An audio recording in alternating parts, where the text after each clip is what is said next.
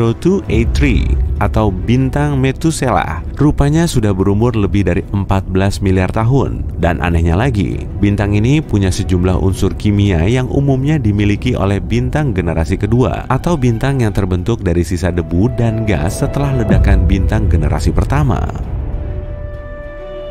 Jadi pertanyaannya, gimana bisa umur bintang kok malah lebih tua dari alam semesta? Sampai saat ini, penjelasan yang paling logis hanyalah salah mengamati. Maka, astronom juga bisa meyakini kalau umur bintang sebenarnya lebih tua lagi. Bintang Vega relatif dekat dengan bumi, cuma berjarak sejauh 25 tahun cahaya dari matahari. Vega punya ciri khasnya sendiri, dan sinarnya lebih terang dari yang seharusnya. Bentuknya juga bukan bulat, tapi menyerupai telur.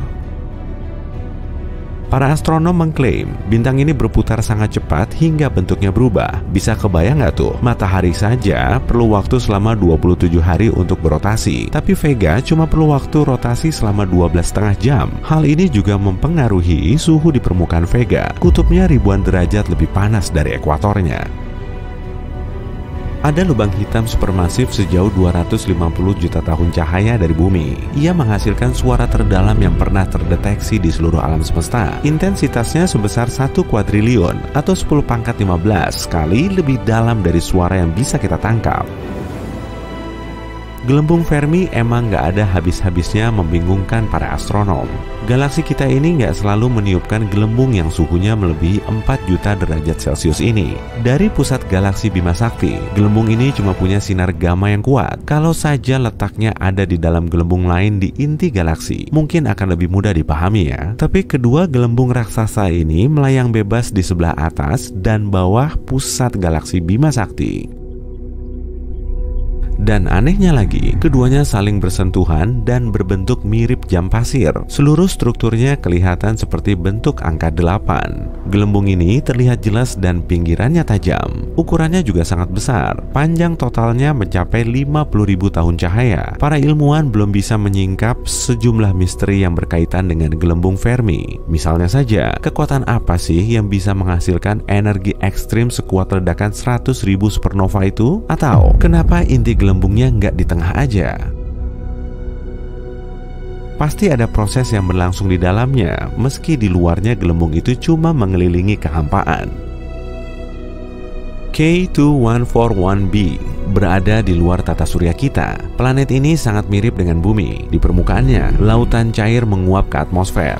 Di planet kita juga gitu kan? Uapnya akan berkondensasi, lalu jatuh kembali ke tanah dalam bentuk air hujan. Tapi bedanya, kalau di K2141b, uap airnya nggak akan jatuh dalam bentuk hujan air, tapi hujan batu. Permukaan eksoplanet unik ini diselimuti oleh lautan lava. Di kebanyakan tempat, kedalamannya mencapai ratusan kilometer. Karena saat siang hari suhunya mencapai 2800 derajat Celcius, magma di lautan menguap ke atmosfer. Selain itu, angin supersonik bergerak dengan kecepatan 1,6 km per detik, membawa uap batu ke sisi gelapnya. Di sana, magma yang menguap akan dingin, mencair kembali, lalu jatuh ke tanah dalam bentuk hujan batu. Eksoplanet seukuran Neptunus, Gliese 436b, nun jauh di sana, emang penuh dengan paradoks. Gimana enggak? Bahan penyusunnya terdiri dari es yang membara. Dalam mengorbit Katai Merah, Gliese 436, planet ini menghabiskan waktu selama 2 hari 15 jam. Bisa dibilang, Gliese 436b mengorbit sangat dekat dengan bintang induknya. Mungkin karena inilah suhunya jarang di bawah 430 derajat Celcius. Tapi, ada yang lebih aneh lagi soal Gliese 436b. Di dalamnya terkandung banyak air yang dikenal sebagai Ice X. Wujudnya tetap beku, meski suhu di sana sangat tinggi. Neutrino adalah partikel mungil yang hampir tidak punya massa. Kecepatan geraknya hampir sengebut kecepatan cahaya. Partikel ini bisa menembus logam, lalu berkilo-kilometer tanpa ada yang bisa menghentikannya. Bisa aja kan, saat kamu menonton video ini, sejumlah neutrino juga sedang menembus tubuhmu. Partikel subatom ini masih sulit dipahami, tapi diyakini kalau neutrino terbentuk akibat ledakan supernova dan reaksi nuklir di dalam bintang.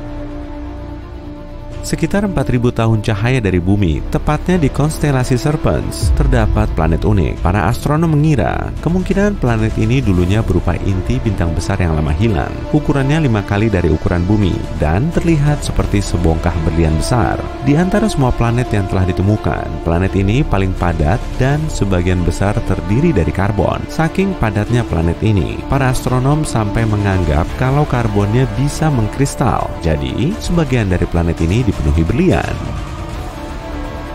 Kebanyakan bintang mengorbit pusat galaksinya dengan gerakan yang sama, tapi hal ini nggak berlaku buat He0437 5439. Bintang berumur 30 juta tahun ini nggak begitu jauh dari pusat Bima Sakti dan melayang pada suatu lintasan khusus. Para astronom mengira bintang ini berpapasan dengan lubang hitam supermasif Sagittarius A. Kemungkinan monster luar angkasa ini telah mendorong bintang keluar dari galaksi. Saat ini, si bintang telah menembus lingkaran halo Bima Sakti, bergerak menuju ruang antar bintang dengan kecepatan 2,5 juta kilometer per jam. Stellar Halo mengelilingi galaksi serta menaungi banyak bintang dan gugusan bintang.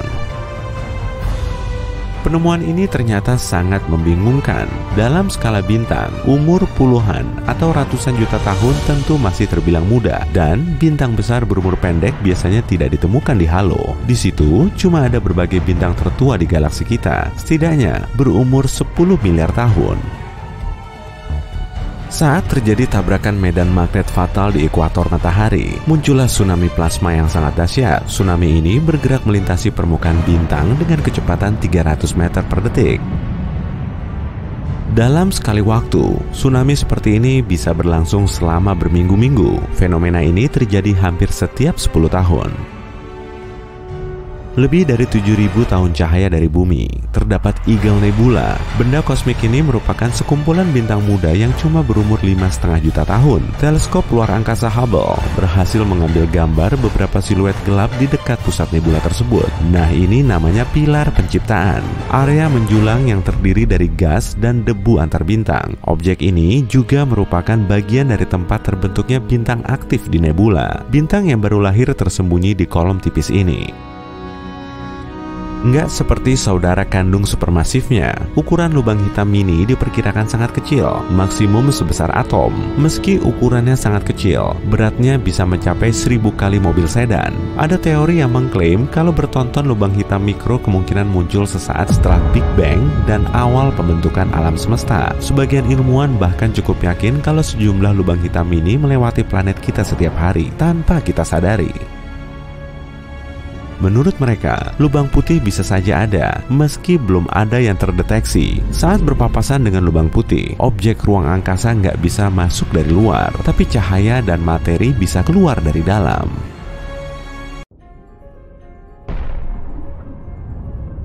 Sudah lama sekali sejak terjadinya sebuah supernova di Bima Sakti. Tepatnya sudah lebih dari 400 tahun. Wah, udah telat banget nih kayaknya. Jadi inilah bintang-bintang yang paling besar kemungkinannya untuk meledak, kalau memang belum. Di urutan paling atas ada bintang Eta Carinae di langit selatan. Huruf Yunani sebelum nama rasi bintang menandakan tingkat kecerahan bintang dalam rasi itu. Sir Edmund Halley di tahun 1677 mencatat Eta Carinae sebagai bintang paling terang ketujuh dalam rasi bintang Carina, karena Eta adalah huruf ketujuh dalam alfabet Yunani. Bintang ini mungkin gak kelihatan begitu terang bagi Sir Edmund dan orang-orang pada zamannya di abad ke-17. Tapi penelitian modern tentang Eta Carinae memperkirakan luminositas bintang ini 5 juta kalinya matahari kita. Luminositas adalah teknik yang dipakai para astronom. Bukan cuma kecerahan, luminositas mengacu pada energi total yang dilepaskan pada semua frekuensi. Eta Carinae melepaskan 5 juta kali energi lebih banyak dibanding matahari. Benar-benar raksasanya Bima Sakti. Eta Carinae 100 kali lebih masif dan 240 kali lebih besar dibanding bintang katai kuning putih kita, matahari. Jelas, karena tampak redup, letak Eta Carinae sangat jauh, sekitar 7.500 tahun cahaya. Tapi, bahkan dalam jarak sejauh ini, kalau bintang ini mengalami hipernova, ledakannya masih tetap bisa berdampak terhadap lapisan ozon bumi, mengganggu komunikasi satelit, dan membahayakan para astronot. 159 tahun setelah pengamatan Halley, Eta Carinii mengalami ledakan mirip nova. Bintang ini meningkat dari bintang yang relatif redup menjadi bintang kedua paling terang yang bisa dilihat dari bumi, tapi cuma dalam periode 27 tahun. Dari 1836 sampai 1863, Eta Carinii adalah bintang paling terang kedua yang bisa dilihat setelah Sirius, bintang anjing. Dan Sirius hanya sekitar 8 tahun cahaya jauhnya. Sejak 1863, selain beberapa lidah api, Eta Carinii telah kembali meredup ke kecerahan awalnya pada magnitudo 4,5. Para astronom berutang permintaan maaf kepada kita yang mungkin nggak akan kita dapatkan segera atas tata nama magnitudo bintang. Makin cerah sebuah bintang, planet, ataupun bulan, makin rendah pula magnitudonya. Jadi, bintang-bintang yang lebih terang dari magnitudo pertama memiliki magnitudo 0 atau negatif. Bulan purnama misalnya bermagnitudo negatif 13. Bintang bermagnitudo positif 4,5 kayak Eta Carinii cukup redup kalau dilihat dari bumi, tapi bisa dilihat dengan jelas di langit malam tanpa polusi cahaya atau awan. Jika kamu tinggal di area selatan lintang Kairo, Mesir, 30 derajat lintang utara adalah posisi paling utara bintang ini yang bisa kamu lihat. Nah, sekarang ini Eta Carinii kayaknya lagi rencanain sesuatu. Bintang ini jadi terang lagi dan sekarang lebih terang dibanding kapanpun sejak 1864. Ini adalah situasi yang rumit. Sebenarnya, Eta Carinii terdiri dari 2 bintang, Eta Carinii A dan Eta Carinii, yap benar, B. Ada bintang ketiga di dekatnya yang juga berinteraksi dengan dinamika bintang ganda itu. Pasti namanya Eta Carinii C deh. Benar. Meledak menjadi 2 bola gas luar biasa masif yang meluas sejauh sekitar 32 juta kilometer per jam.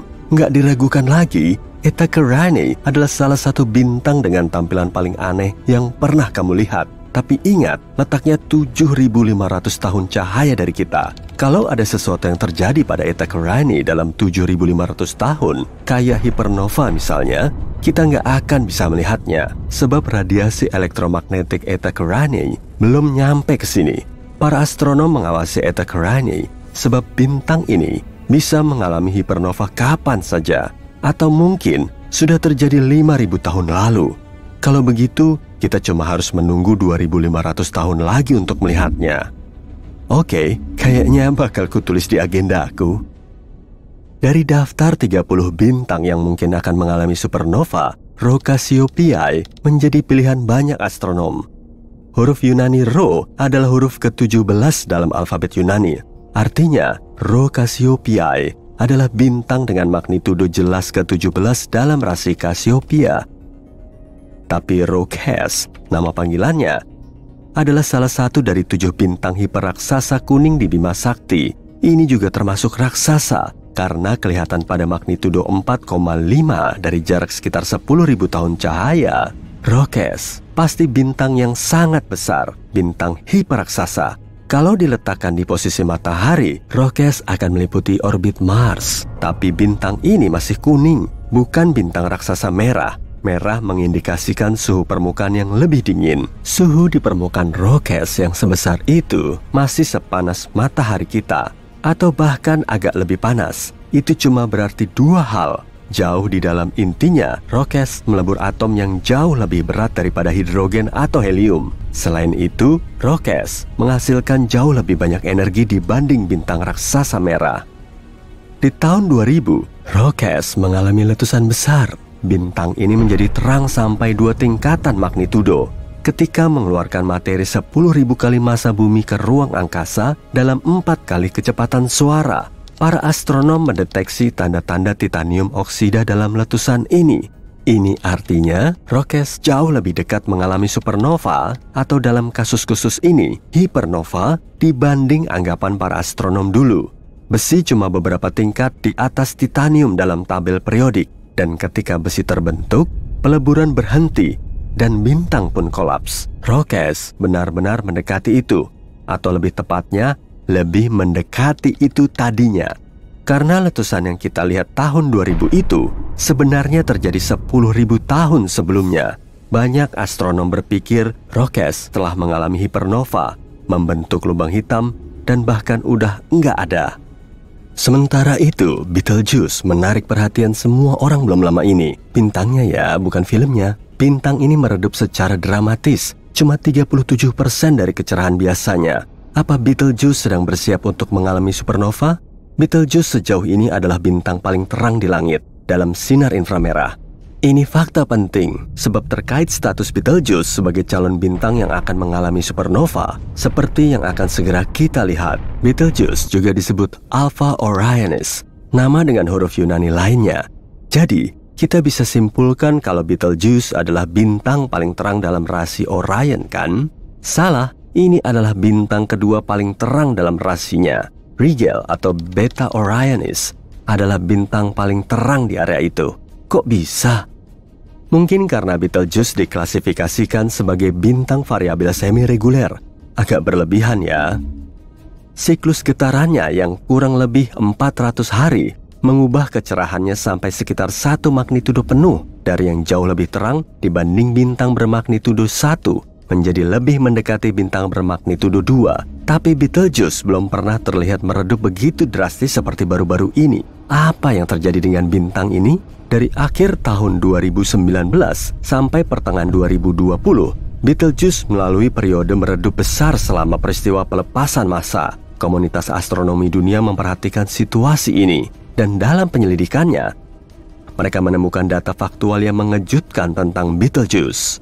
Pertama, lokasi Betelgeuse nggak sejauh perkiraan. Jarak Betelgeuse yang baru dan lebih akurat adalah 548 tahun cahaya. Itu 25% lebih dekat daripada jarak sebelumnya. Fakta baru kedua, diameter Betelgeuse telah berkurang dengan persentase yang sama. Bintang ini sekarang 25% lebih kecil daripada yang diyakini sebelumnya. Penyebab meredupnya Betelgeuse yang dramatis juga sudah diketahui.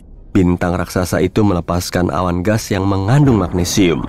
Awan itu menghambat sebagian besar sinar yang berasal dari Betelgeuse dan membuatnya secara visual tampak jauh lebih redup daripada yang sebenarnya. Magnesium nggak terlalu dekat dengan besi dalam tabel periodik, yang artinya Betelgeuse nggak jauh menuju supernova seperti yang disangka sebelumnya.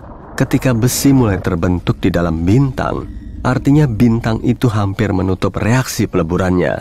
Langkah berikutnya adalah ledakan. Betelgeuse belum sampai ke sana. Bintang ini melepas sebagian energinya sebagai sinar inframerah, dan ini mengindikasikan bahwa intinya kemungkinan besar masih membakar helium, bukan sesuatu yang akan meningkatkan panas, seperti karbon misalnya. Betelgeuse tetap akan mengalami supernova, tapi masih butuh 100.000 tahun lagi. Kamu bisa mencoretnya dari daftar supernovamu untuk saat ini. Sementara, untuk pelafalan Betelgeuse yang benar, kamu bisa membacanya sesukamu aja. Ada banyak pengucapan yang berbeda di luar sana. Sebanyak orang yang mengira tahu cara melafalkannya dengan benar. Supernova 1987A mengejutkan para astronom ketika menerangi awan Magellan besar 100.000 tahun cahaya lebih dari Bima Sakti. Saat itulah perhatian beralih kepada bintang serupa yang jauh lebih dekat dengan bumi, Rigel, dalam rasi Orion. Mungkin Rigel mengejutkan kita, dan tiba-tiba mengalami supernova. Ada sesuatu yang disebut masalah supernova yang mungkin harus kamu tahu, sebab mungkin ada kaitannya dengan Rigel yang akan mengalami supernova atau enggak. Sepertinya bintang-bintang dengan massa 17 kali massa matahari nggak selalu mengalami supernova. Baru-baru ini, sebuah bintang raksasa merah menghilang begitu saja. Yap, bukan mengalami supernova, tapi hilang gitu aja. Ini sering terjadi dalam simulasi supernova di komputer. Dan sekarang, akhirnya terjadi dalam kehidupan nyata. Massa Rigel setara dengan massa 21 matahari. Dengan kata lain, Rigel 21 kali lebih masif dibanding matahari kita. Jadi apa Rigel akan mengalami supernova atau hilang gitu aja jadi lubang hitam yang akan terbentuk di intinya? Para ahli astronomi dan fisika melanjutkan studi mereka tentang dinamika bintang-bintang masif, menjelajahi langit untuk mencari supernova berikutnya dalam galaksi Bima Sakti. Sementara itu, kita bisa yakin bahwa kita di bumi nggak terancam bahaya karena dampak ledakan supernova terdekat.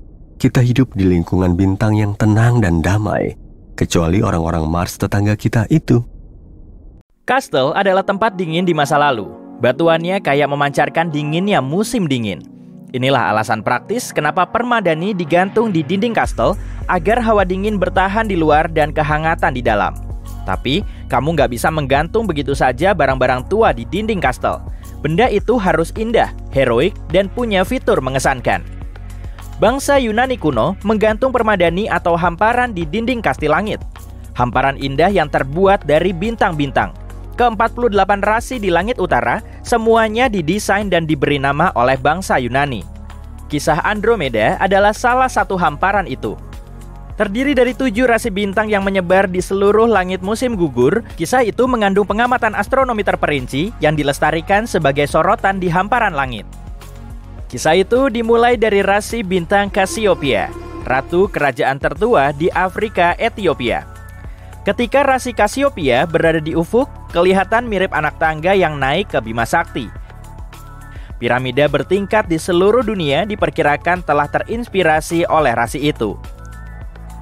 Bagaimanapun, Cassiopeia adalah rasi cantik yang mengindikasikan bahwa Ratu Cassiopeia juga wanita cantik. Dia cantik, tapi sekaligus sombong yang memicu semua tindakan dramatis. Cassiopeia bisa ditemukan di langit malam berseberangan dengan beruang besar dari Polaris. Seperti beruang besar, Cassiopeia mengitari Polaris dan merupakan rasi bintang kutub. Sebuah supernova teramati di rasi Cassiopeia sekitar tahun 1680 waktu bumi. Cassiopeia A yang telah muncul sekitar 11.000 tahun lebih dulu.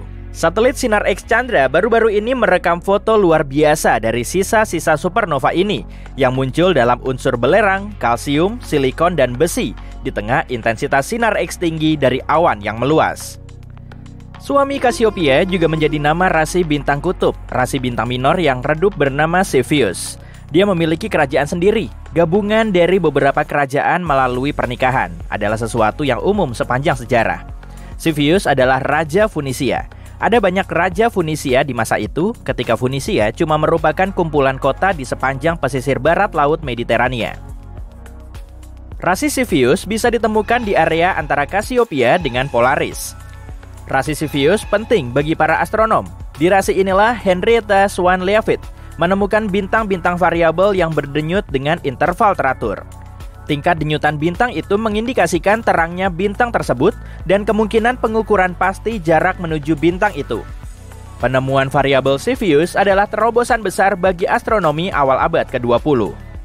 Cepheus dan Cassiopeia memiliki putri, Andromeda, yang juga terkenal dengan kecantikannya yang menjadi penyebab semua keributan. Tampaknya, suatu hari, Cassiopeia membanggakan kecantikannya dan kecantikan putrinya, Andromeda. Kami lebih cantik dari wanita manapun di seluruh dunia. Pengakuan seperti itu bisa dimaafkan bagi seorang ratu, tapi kemudian Cassiopeia melangkah lebih jauh sampai melampaui semua batas alam. Faktanya kami lebih cantik dari Nereid manapun. Nereid adalah bidadari laut dalam mitologi Yunani, putri dari lautan. Para Nereid terkenal karena kecantikan dan kebaikannya kepada para pelaut. Semuanya ada 50 Nereid.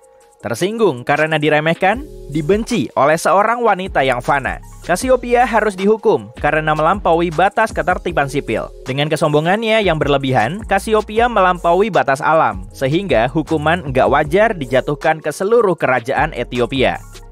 Suatu monster dari dasar lautan rasi Cetus mulai menghancurkan desa-desa di pesisir Ethiopia, juga kapal-kapal nelayannya. Dengan tepat, Cetus adalah rasi bintang langit selatan.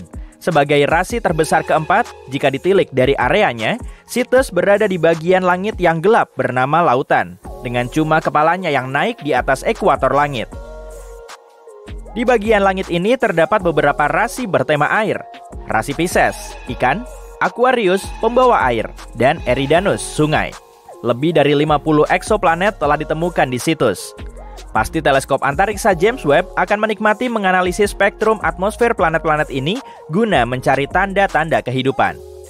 Sementara itu, Ratu Cassiopeia dan Raja Cepheus harus melakukan sesuatu terkait monster yang menghancurkan pesisir Ethiopia.